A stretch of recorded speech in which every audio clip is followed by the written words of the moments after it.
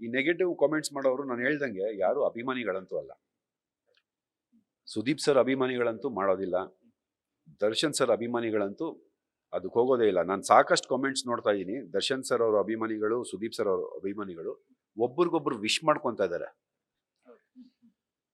ಮಾರ್ಕ್ಗೆ all the best, D boss fans ಕಡೆಯಿಂದ ಮಾರ್ಕ್ಗೆ all the best ಅಂತ ಹಾಕ್ತಾರೆ. ಸುದೀಪ್ ಸರ್ ಅಭಿಮಾನಿಗಳ ಸಂಘದಿಂದ ಡೆವಿಲ್ ಸಿನಿಮಾಗೆ ಆಲ್ ದಿ ಬೆಸ್ಟ್ ಅಂತ ಹಾಕ್ತಾರೆ. ಇದು ಅಭಿಮಾನ, ಇವರು ಫ್ಯಾನ್ಸ್. ಅದನ್ನ ಬಿಟ್ಟು ನೀನ್ ಯಾರೋ ಲೇ, ಅವ್ನು ಯಾರೋ ಲೇ, ಇದೇನೋ ಲೇ, ಅದೆಂಗೋ ಲೇ, ಲೇ ತಗಡು ಲೇ, ಇನ್ನೊಂದು ಮತ್ತೊಂದು, ಯಾರಿಗ್ ವೇಸ್ಟ್ ಅದು?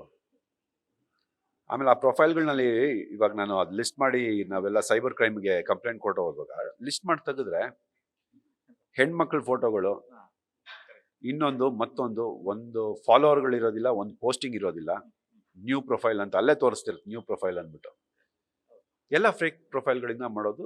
ಇದು ಬರೀ ತಂದಿಡೋದಕ್ಕೆ, ಇಬ್ಬರು ಫ್ಯಾನ್ಸ್ ಮಧ್ಯದಲ್ಲಿ ತಂದಿಡೋ ಕೆಲಸಗಳು ಮಾಡೋದು ಇವರು.